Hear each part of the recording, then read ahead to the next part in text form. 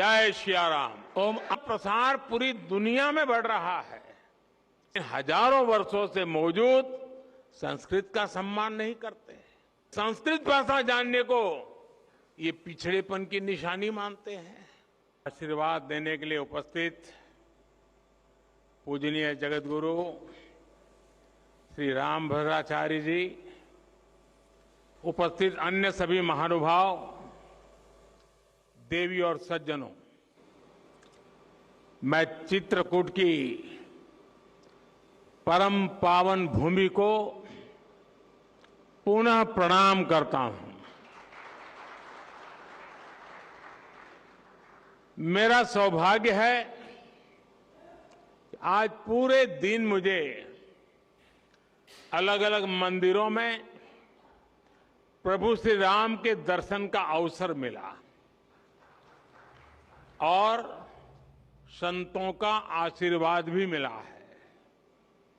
विशेषकर जगतगुरु रामभद्राचार्य जी का जो स्नेह मुझे मिलता है वो अभिभूत कर देता है। सभी श्रद्धेय संतगण, मुझे खुशी है कि आज इस पवित्र स्थान पर मुझे जगतगुरु जी की पुस्तकों के विवाचन का अवसर भी मिला है। अष्टाध्यायी भाष्य, रामानंदाचार्य चरितम और भगवान कृष्ण की राष्ट्रलीला, ये सभी ग्रंथ भारत की महान ज्ञान परंपरा को और समृद्ध करेंगे। मैं इन पुस्तकों को जगतगुरु जी के आशीर्वाद का एक और स्वरूप मानता हूं।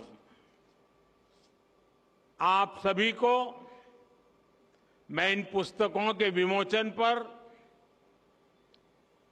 बधाई देता हूं। मेरे परिवारजनों, अष्टाध्यायी भारत के भाषा विज्ञान का, भारत की बौद्धिकता का और हमारी शोध संस्कृति का हजारों साल पुराना ग्रंथ है।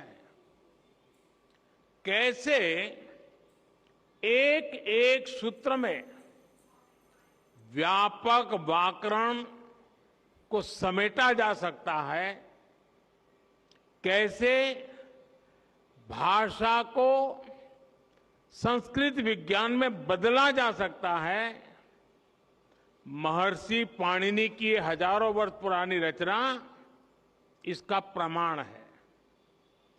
आप देखेंगे दुनिया में इन हजारों वर्षों में कितनी ही भाषाएं आई और चली गई। नई भाषाओं ने पुरानी भाषाओं की जगह ले ली, लेकिन हमारी संस्कृत आज भी उतनी ही अक्षुण्ण, उतनी ही अटल है। संस्कृत समय के साथ परिष्कृत तो हुई, लेकिन प्रदूषित नहीं हुई। इसका कारण संस्कृत का परिपक्व व्याकरण विज्ञान है। केवल 14 माहेश्वर सूत्रों पर टिकी यह भाषा हजारों वर्षों से शस्त्र और शास्त्र दोनों ही विधाओं की जननी रही है। संस्कृत भाषा में ही ऋषियों के द्वारा वेद की ऋचाएं प्रकट हुई है। इसी भाषा में पतंजलि के द्वारा योग का विज्ञान प्रकट हुआ है। इसी भाषा में धन्वंतरी और चरक जैसे मनुष्यों ने आयुर्वेद का सार लिखा है। इसी भाषा में कृषि पराशर जैसे ग्रंथों ने कृषि को श्रम के साथ साथ शोध से जोड़ने का काम किया है। इसी भाषा में हमें भारत भूमि के द्वारा नाट्य शास्त्र और संगीत शास्त्र का उपहार मिला है। इसी भाषा में कालिदास जैसे विद्वानों ने साहित्य के सामर्थ्य से विश्व को हैरान किया है और इसी भाषा में अंतरिक्ष विज्ञान, धनुर्वेद और युद्ध कला के ग्रंथ भी लिखे गए हैं। और ये तो मैंने केवल कुछ ही उदाहरण दिए हैं। ये लिस्ट इतनी लंबी है कि आप एक राष्ट्र के तौर पर भारत के विकास का जो भी पक्ष देखेंगे उसमें आपको संस्कृत के योगदान के दर्शन होंगे। आज भी दुनिया की बड़ी बड़ी यूनिवर्सिटीज में संस्कृत पर रिसर्च होती है। अभी हमने ये भी देखा है कि कैसे भारत को जानने के लिए लिथुआनिया देश की राजदूत ने भी संस्कृत भाषा सीखी। यानी संस्कृत का प्रसार पूरी दुनिया में बढ़ रहा है। साथियों, गुलामी के 1000 साल के कालखंड में भारत को तरह तरह से जड़ों से उखाड़ने का प्रयास हुआ। इन्हीं में से एक था संस्कृत भाषा का पूरा विनाश।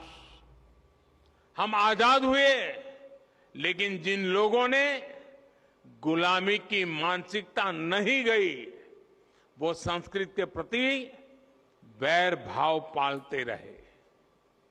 कहीं कोई लुप्त भाषा का कोई शिलालेख मिलने पर ऐसे लोग उसका महिमा मंडन करते हैं, लेकिन हजारों वर्षों से मौजूद संस्कृत का सम्मान नहीं करते।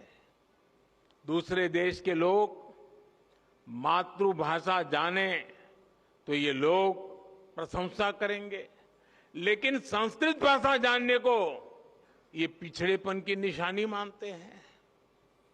इस मानसिकता के लोग पिछले 1000 साल से हारते आ रहे हैं और आगे भी कामयाब नहीं होंगे।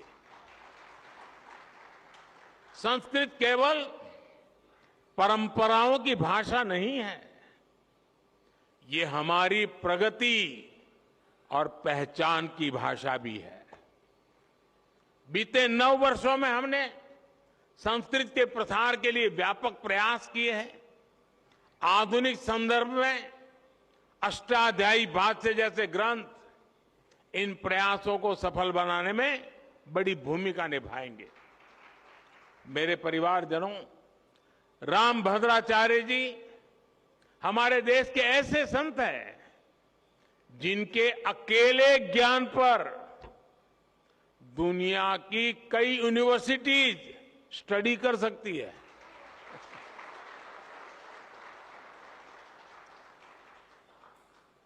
बचपन से ही भौतिक नेत्र न होने के बावजूद आपके प्रज्ञा चक्षु इतने विकसित हैं कि आपको पूरे वेद वेदांग कंठस्थ है।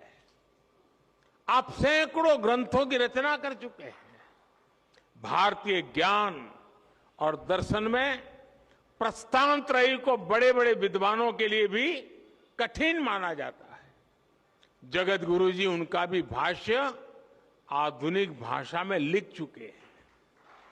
इस तरह का ज्ञान, ऐसी मेधा व्यक्तिगत नहीं होती, ये मेधा पूरे राष्ट्र की धरोहर होती है।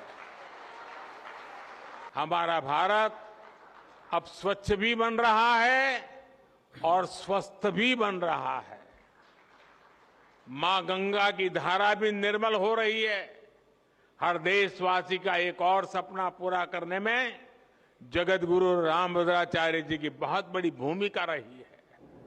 अदालत से लेकर अदालत के बाहर तक जिस राम मंदिर के लिए आपने इतना योगदान दिया, वो भी बनकर तैयार होने जा रहा है।